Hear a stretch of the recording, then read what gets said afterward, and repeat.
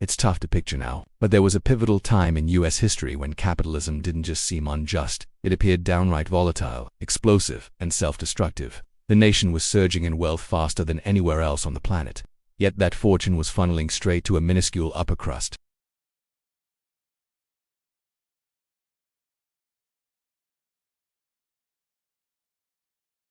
This wasn't mere disparity. It was a dangerous tilt, the sort that strains a society to its breaking point.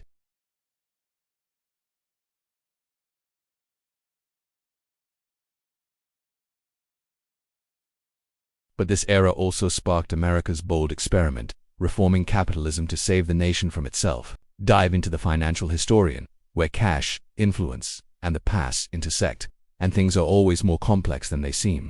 To grasp how near the edge America teetered, rewind to the late 19th century, a period of rapid expansion with virtually zero oversight. Rail lines connected the vast landscape, steel fueled towering buildings and plants, oil illuminated society, and massive banking powered every boom. This birthed the contemporary economy, but it spawned a shadowy counterpart, colossal private domains that eclipsed the public sphere. Figures like John D. Rockefeller didn't merely lead the oil sector, he set its rules. Andrew Carnegie, Jay Gould, and their peers crafted worlds where rivals weren't outcompeted, they were crushed. Riches weren't simply amassed, they were turned into tools of dominance.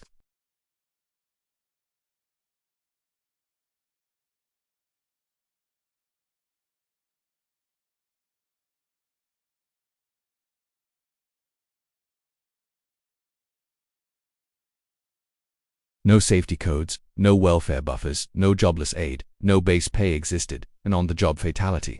The firm just hired a new descent. They'd unleash hired guns, armed groups, or even national forces.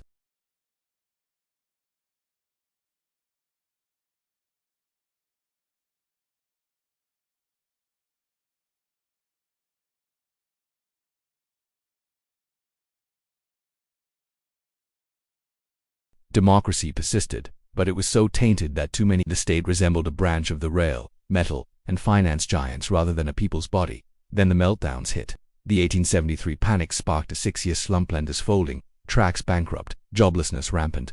1893 brought another cataclysm, wiping out scores of institutions and enterprises in a flash. The 1877 Great Strike saw bloody confrontations between strikers and guards in various hubs. These weren't isolated money woes. They were core breakdowns, revelations that the setup wasn't just inequitable, it was shaky, vulnerable, and dominated by entities capable of guiding or wrecking it all. Yet, crucially, the nation didn't surrender. It rejected the idea that disparity was inevitable. Cartels unavoidable or employees expendable. A surprising alliance, reporters, activists, attorneys, labor groups, and select leaders fought back. The Gilded Age didn't implode on its own.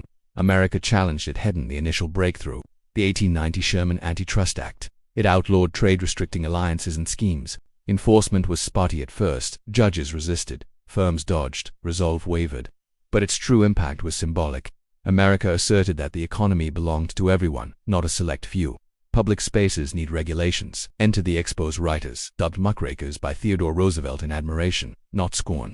Ida Tarbell unveiled Standard Oil's cutthroat methods, stripping away its benevolent facade. Upton Sinclair's The Jungle delved into meat processing, shocking the populace. It wasn't abstract theory fueling change, it was raw revulsion and nationwide backlash against unchecked capitalism's ugly underbelly. Sentiment shifted, first gradually, then forcefully. Fixes became essential for endurance. The pivotal figure, Theodore Roosevelt, dynamic, bold, dramatic. He grasped a key truth: a leader must not only apply laws but craft the vision of equitable commerce. Targeting the Northern Securities Railroad behemoth supported by J.P. Morgan, he wasn't merely suing, he signaled the end of invincible private realms. He bolstered transport controls, urged national expansions and supervision, and repositioned the executive as a check on corporate might. Roosevelt didn't despise large enterprises. He opposed those so vast they jeopardized the nation. Still, even he couldn't avert the 1907 panic. As finance seized up, it wasn't officials who intervened, it was J.P. Morgan. Functioning as a solo reserve bank, he corralled financiers in his study, barred exits, and compelled a bailout. It succeeded but appalled the public. No individual should wield such sway over the economy. Thus, 1913 birthed the Federal Reserve, not as a vague mechanism but a deliberate counter to personal dominance over national finances. Changes extended to workers. Initial bans on child labor shifted kids from hazards to education. Safety norms materialized. Regions tested injury payouts. The 8-hour shift, once a fantasy, gained traction. The 16th Amendment's income tax gave authorities a tool to confront elite fortunes. For a while, it clicked. America didn't scrap capitalism, it tamed it, aligning it with the masses over the elite. But tales don't conclude their history loops. As years rolled, the safeguards that rescued the system dimmed. Reforms didn't crumble. They were overlooked. Forgetting in fiscal annals is never random, it's deliberate, gradual weakening via sway, advocacy, and revival of the fallacy that markets self-correct. Amassed wealth boosts efficiency, and private gains naturally yield communal benefits. The progressive period arose from turmoil, granting reformers clout, but mid-20th century onward, affluence returned, recollections blurred, and curbs grew passe. By the late 70s and 80s, a fresh doctrine emerged, viewing oversight as a drag, monopoly busting as obsolete, syndicates as hurdles, and high-earner levies as errors.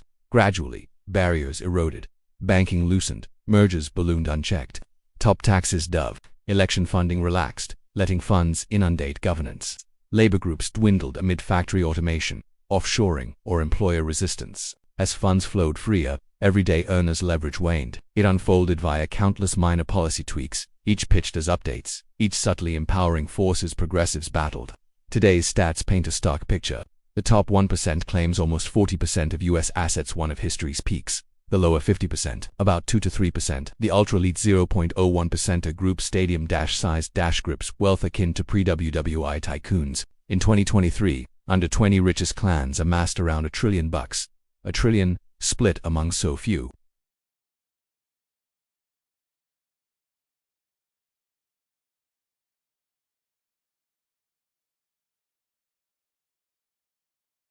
But parallels go beyond wealth. Gilded labor meant peril. No cushions, kids and drudgery.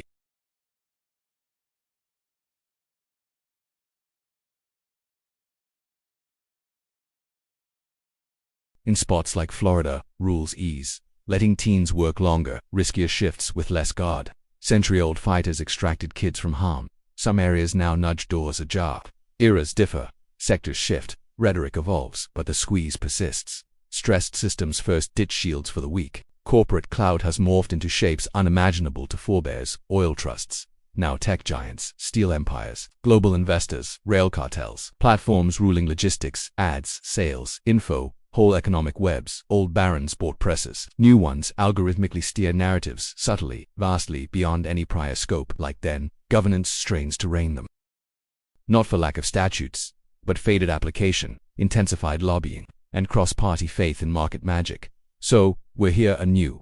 Epic riches, shaky jobs, captured politics, swelling discontent, a fresh gilded phase, in modern garb but same script. Pessimism tempts, but history points elsewhere to renewal.